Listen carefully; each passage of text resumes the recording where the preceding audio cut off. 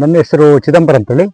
ನಾನು ಇವತ್ತು ಆಗುಂಬೆ ಒಂದು ಕಾಡಿ ಬಂದಿದ್ದೀನಿ. ಯಾಕಂದರೆ ಹೋದ ವಿಡಿಯೋದಲ್ಲಿ ಒಂದು ನಾಗರ ಬೆತ್ತದ್ದು ಒಂದು ವಿಡಿಯೋ ಮಾಡಿ ಹಾಕಿದ್ದೆ. ಹಾಗಾಗಿ ಇವತ್ತು ಒಂಟಿ ಬೆತ್ತ ಒಂದು ವಿಡಿಯೋ ಮಾಡೋಣ ಅಂತೇಳಿ.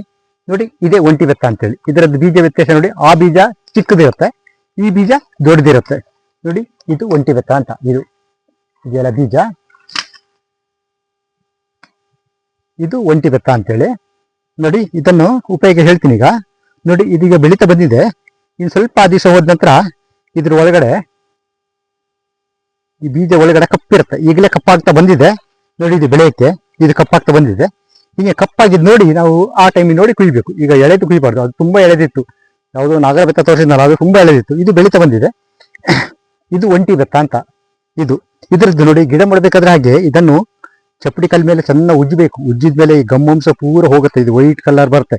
ವೈಟ್ ಕಲರ್ ಬಂದ ನಂತರ ಜರ್ಮಿನೇಷನ್ ತುಂಬಾ 75 ರಿಂದ 80% ತೆಗಿಬಹುದು. ನೋಡಿ, ಗಿಡನೂ ಇದೆ ಈ ಮರ ಬುಡದಲ್ಲೆಲ್ಲ. ನೋಡಿ, ಈ ತರ ಗಿಡ ಎಲ್ಲ ಆಗಿರುತ್ತೆ. ನೋಡಿ, ಈ ತರ ಗಿಡ ನೋಡಿ, ಇದು ಕ್ಲಿಯರ್ ಆಗಿ ಬಂದಿದೆ. ನೋಡಿ, ಇದು ಒಂಟಿ ಬೆತ್ತನೇ. ನೋಡಿ, ಈ ತರ ಬಂದಿದೆ. ಇದು ಬೀಜ ಅದರದ್ದು, ಒಂಟಿ ಬೆತ್ತ. ಇದೆಲ್ಲ ಇಲ್ಲ. ಈ ನೋಡಿ, ಈ ತರ ಗಿಡ ತಗೊಂಡೋಗಿ ನೀವು ಬ್ಯಾಗಿ ಹಾಕಿದ್ರು ಇದು ಗಿಡ ಬರಲ್ಲ. ಯಾಕಂತ ಹೇಳ್ತೆ, ಇದು ಕಾಲು ಮೊಳಕೆ, ಚೂಪ ಮೊಳಕೆ ಹೊಡೆಯುತ್ತೆ ಇಷ್ಟಿದ್ದ. ಅದ್ರ ನಂತರ ಬ್ಯಾಗಿ ಹಾಕ್ಬೇಕು. ಒಂದೂವರೆ 2 ತಿಂಗಳ ಮೇಲೆ ಬೇಕಿದ್ದು ಜರ್ಮಿನೇಷನ್ ಆಗಲಿಕ್ಕೆ. ಸ್ವಲ್ಪ ಲೇಟು, ಆದ್ರೆ ಜರ್ಮಿನೇಷನ್ ಭಾರಿ ಚೆನ್ನಾಗತ್ತೆ. ಇದು ಒಂಟಿ ಬೆತ್ತ ಅಂತ, ಅದು ನಾಗರ ಬೆತ್ತ ಅಂತ.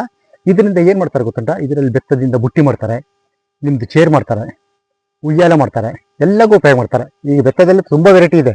ಯಾವ ಬೆತ್ತ ಸಿಕ್ತೋ ಆ ಬೆತ್ತದ್ದು ವಿಡಿಯೋ ಮಾಡಿ ಹಾಕ್ತೀನಿ. ಅದು ನಾಗರ ಬೆತ್ತ, ಇದು ಒಂಟಿ ಬೆತ್ತ. ಹಾಗಾಗಿ ಇನ್ನು ನೆಕ್ಸ್ಟ್ ವಿಡಿಯೋ ನಾನು ಈಗ ದೇವರ ಬೆತ್ತ ಅಂತ ಒಂದು ಸಿಗುತ್ತೆ, ಹಂದಿ ಬೆತ್ತ ಅಂತ ಒಂದಿದೆ ಆಗುಂಬೆ ಕಾಡಲ್ಲೇ. ನಾವು ಹುಡುಕಿ ಅದು ಸಿಕ್ಕಿದಾಗ ವಿಡಿಯೋ ಮಾಡ್ತೀನಿ ಸರ್. ಓಕೆ, ತುಂಬಾ ಥ್ಯಾಂಕ್ ಯು.